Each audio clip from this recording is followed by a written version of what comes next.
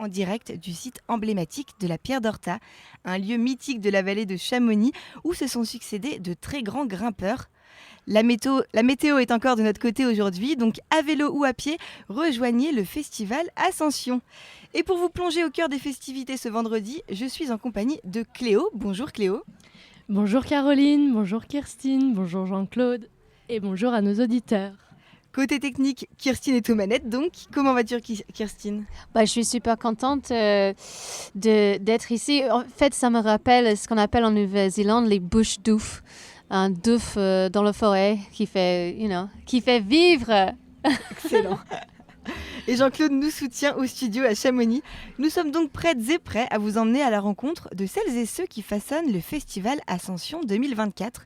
Pendant 1 heure de direct à bâton rompu, vous allez découvrir autrement les activités artistiques, sportives, culturelles proposées et vous laisser emporter par une programmation musicale détonnante. Il est 13h04, nous sommes le vendredi 10 mai et au micro de Globule Radio aujourd'hui, j'ai le plaisir de recevoir Alex Marcheseau, guide de haute montagne mais également bénévole historique au sein de l'association Butch à Butch. Notez aussi que le 15 juin, vous pouvez assister à la première des Jours Sauvages au Cinéma Vox pendant le Chamonix Film Festival. Hier, nous avons également reçu Timothée Motin, le président de l'association Butch à Butch. Nous l'avions déjà accueilli à la pharmacie des artistes mercredi dernier. L'émission de la radio des villages est d'ailleurs à découvrir ou à redécouvrir sur notre site internet globule.chamonix.radio. Mais aujourd'hui, c'est donc Alex qui nous dévoilera les activités et les temps forts de cette deuxième journée de festivités. Nous accueillerons ensuite Alice Delva. Avec elle, nous plongerons dans les coulisses du spectacle En suspens, une représentation à découvrir aujourd'hui à 17h à la Pierre d'Horta. Mais avant cela, on accueille donc Alex pour la question quotidienne. Bonjour Alex, comment vas-tu ? Bonjour, ça va très bien. Merci pour votre accueil et votre soutien. Je vous en prie. Tout d'abord, est-ce que tu peux nous parler un peu de l'atmosphère qui règne ici en ce moment ? L'atmosphère, le matin, c'est toujours un peu calme. Ça fait du bien d'ailleurs après une grande journée, une grande soirée d'activité, de pouvoir enfin profiter du lieu dans sa nature la plus simple. Bon, ça reste quand même, il y a beaucoup d'infrastructures, mais il y a beaucoup moins de monde et le matin, on profite des premiers rayons du soleil, il y a encore l'humidité ambiante. C'est vraiment très agréable de se promener autour de la Pierre Horta. Ouais. Tout à fait. D'ailleurs, hier, il y a eu beaucoup de monde de présents qui ont participé également aux activités. C'est un franc succès. À ton avis, qu'est-ce qui fait un tel succès cette année ? Déjà le temps, on Oui. va dire que ça fait 1 mois et demi qu'il fait pas top dans la vallée de Chamonix. Du coup forcément, premier week-end de beau, week-end de 5 jours, les gens ont envie de sortir et quoi de mieux que de venir faire la fête à la Pierre d'Horta, faire la fête et s'instruire en compagnie de celles et ceux avec qui on partage le territoire. Donc je pense que les gens ont envie de se rassembler à la fin de l'hiver, de se retrouver pour s'élever ensemble vers de nouvelles ascensions. Donc hier, on a procédé, premier jour du festival, à l'approche, ce qu'on peut dire lors d'une ascension, il y a toujours une approche.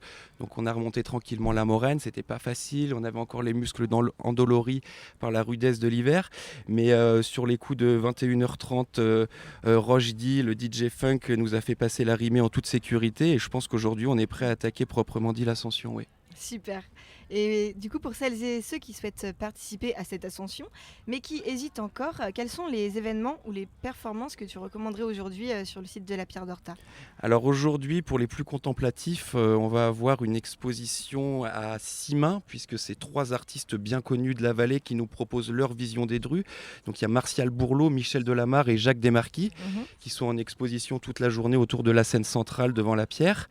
Et on enchaînera dès 15h avec une discussion en plein cœur de la face ouest des drues et de la face nord, puisque c'est Thierry Renaud et Andy Parkin qui sont 2 acteurs majeurs de la scène, on va dire fast and light, mais avant on n'appelait pas ça comme ça, c'était d'aller le plus vite possible avec le moins de moyens pour ouvrir des itinéraires où autrefois on prenait plusieurs jours d'ascension.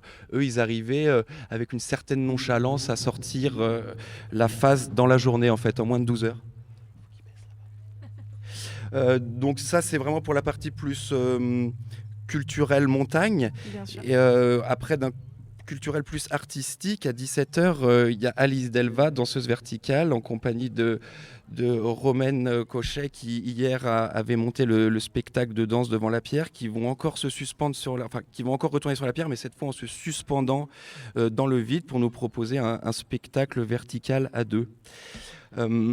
Au niveau des activités pour les enfants, l'après-midi va encore être très chargé, avec notamment des ateliers de dessin, donc avec Michel Delamarre et Andy Parkin, qui vont proposer aux mioches en fait, de dessiner leur drue. En fait. Donc ça va être un beau moment, je pense. Il y a bien sûr l'association Lire et Faire Lire qui attaque ses lectures pour les enfants. Et à 18h, la traditionnelle projection avec Nelly et Simon, Mission Yeti cette fois. Super, merci beaucoup pour ce partage. Et peux-tu nous dire ce qui vous a inspiré ce thème aujourd'hui ? Le thème des drues, le chant, alors depuis le chant même, on voit pas vraiment le sommet des drues, mais dès qu'on prend un peu de recul, on voit vraiment le sommet même du petit dru. Et du coup, c'est vraiment le chant qui est au pied de cette montagne mythique, cette montagne symbolique qui fait rêver les alpinistes du monde entier. Du coup, pour nous, c'était important. Déjà, l'année dernière, il y avait eu un thème dru, mais on trouvait que on n'avait pas assez étoffé en fait, le sujet. Donc, cette année, on a décidé de reprendre ce thème et d'aller peut-être voir un peu plus profond dans les fissures de la face ouest pour dénicher de nouvelles histoires trépidantes pour nos auditeurs. D'accord, très bien.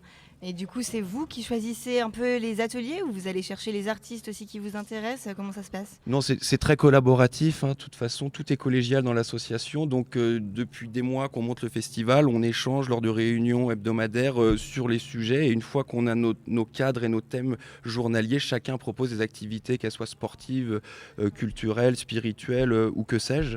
Et puis après, on fait le tri pour essayer d'avoir une programmation un peu cohérente, même si parfois c'est tellement dense que parfois on a l'impression que c'est un peu décousu, mais faut pas s'en faire. Derrière, il y a vraiment une logique implacable. Et c'est un programme plutôt très très bien cousu que vous nous avez proposé ici.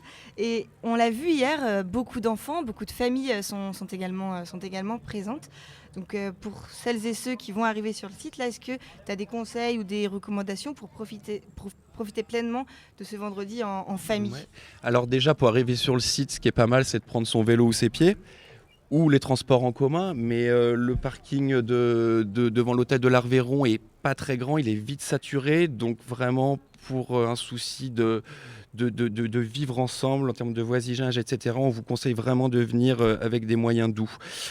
Ensuite, donc, comme tu l'as dit, le festival, depuis la genèse, depuis 3 ans, a été vraiment orienté avec une programmation pour les enfants très riche. Parce que c'est la prochaine génération et c'est important dès aujourd'hui en fait, de les éduquer à certaines valeurs qui nous-mêmes nous sont ancrées en nous et nous motivent et nous guident dans l'élaboration de cette programmation de toute façon. Donc c'est pour ça que les enfants, c'est très très important.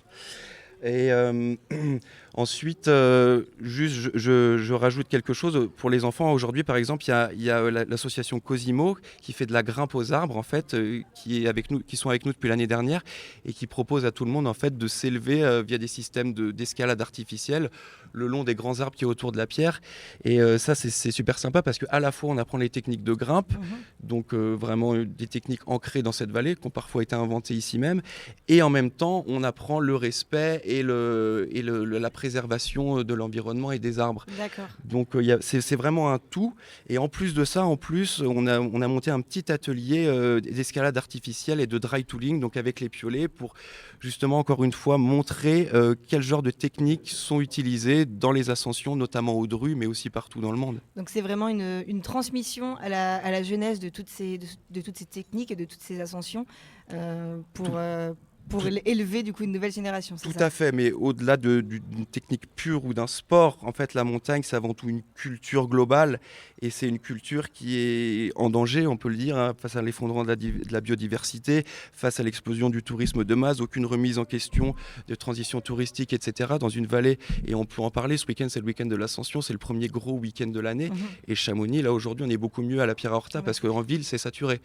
Et du coup par rapport à toutes ces problématiques, c'est important que les locaux s'emparent de ces sujets et puissent discuter ensemble vraiment des enjeux pour les futures générations, justement. Oui, vous avez vraiment une portée quand même sur l'écologie et l'environnement que vous voulez faire passer un message aussi à travers ce festival. Oui, mais après, c'est pas du green ou du social washing. Je pense Non, que non, c'est bien vraiment ancré dans notre ADN et toute la démarche du festival, dès son montage, est réfléchie par rapport à ces problématiques-là. Donc en fait, c'est même pas un handicap qu'on s'impose, c'est juste une démarche de construction. C'est selon vos valeurs et votre logique, donc c'est pas, Tout vous faites à pas fait. d'efforts, quoi. Et social. Et social, bien sûr. Et qu'est-ce qui distingue le festival Ascension justement des autres événements culturels ou sportifs de la région selon toi?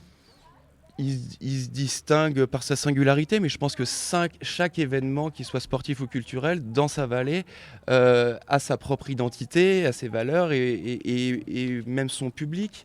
Après, rien n'empêche d'aller au concert de Fatal Bouezouka il y a 2 jours et de venir aujourd'hui et regarder un spectacle de danse à la Pierre Horta. Je veux dire, on peut être éclectique et profiter de tout. Et je ne pense pas qu'il y ait des festivals qui soient mieux que les autres. Sauf ceux qui sont payants. Oui, parce qu'on le rappelle, le festival Ascension, c'est totalement gratuit. J'ai une dernière question. Donc, parmi tout ce que vous proposez, toi, c'est quoi ton coup de cœur? Moi, mon coup de cœur, déjà, j'ai vraiment hâte d'être ce soir au concert et au DJ, parce que là, tout à l'heure, on entendait les balances de Alpha Stepa et Awa Fall. Donc Alpha Stepa, artiste bien connu de Dubstepa qui nous vient de Londres, et Awa Fall, cette dame à la voix phénoménale, donc qui nous vient, une transalpine, donc qui nous vient d'Italie. Tout à l'heure, il faisait les balances avant l'émission, et je vous conseille de vite vous ramener à 19h30 au chapiteau de la Pierre Horta, parce que ça va envoyer, ça va être vraiment bien. Surtout que juste avant, il y a Adowa Hi-Fi et Alpha Pup qui vont nous passer une sélection de galettes de Deep Roots, pas piquées des hannetons. Je pense que ça va être très très sympa. Super, merci beaucoup Alex. Je te souhaite une excellente deuxième journée de festival. On te laisse peut-être terminer l'organisation. Et chers auditeurs, on vous invite du coup à nous rejoindre à la Pierre d'Horta dès 14h. Restez avec nous sur Globule Radio. Il est actuellement 13h15. Nous sommes en direct du coup du festival Ascension. Oui, dis-moi. Oui, je voulais juste vraiment remercier Globule Radio qui nous soutient depuis le début, et c'est très important d'avoir une bonne communication qui ait du sens. Donc vous le faites très bien. Donc merci pour ça, merci pour ce live. Merci aussi à tous les bénévoles. Ce festival gratuit ne repose que sur le bénévolat, et il y en a qui ne dorment pas depuis des jours, et chaque année c'est pareil, et ils sont toujours avec le sourire dès le matin. Et donc merci à eux, parce que sans eux on ne pourrait pas monter le festival. Merci aussi au public, parce que comme c'est un festival gratuit, la seule chose qui fait tourner le festival, c'est les consommations. Donc c'est les candy shops, c'est les crêpes, c'est les boissons. Donc il faut absolument consommer, venir et consommer. En plus il fait chaud, ça tombe très bien. C'est ça. Oui, il y a aussi du merchandising. Il y a Léonore qui nous a fait des super t-shirts en linogravure. Donc, faut pas hésiter. C'est ce qui fait vivre le festival, car nous sommes indépendants de toute subvention. Je tiens à le rappeler. Merci beaucoup. Bravo pour ce beau projet. Merci à toi.